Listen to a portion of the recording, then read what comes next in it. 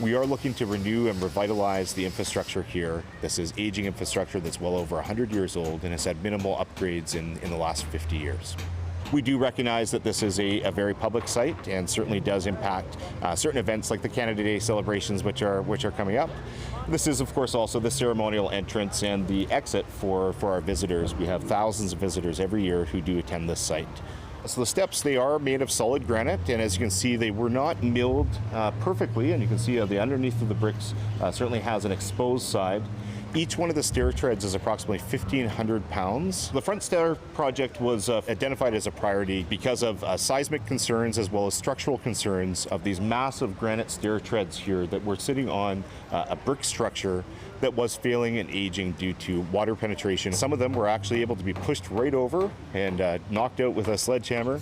Other areas were much more structurally sound. What we did do is look at right down to the footings, and we have replaced the footings of these stair treads, and we are now going to be reinforcing it with concrete to support the stair treads.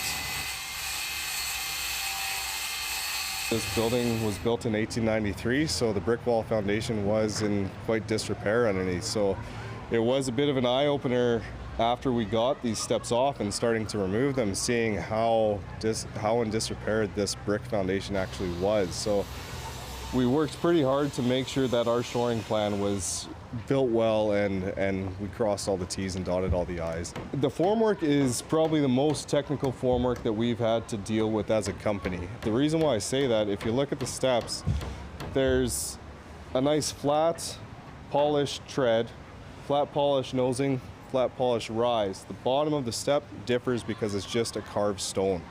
Every single stone is different.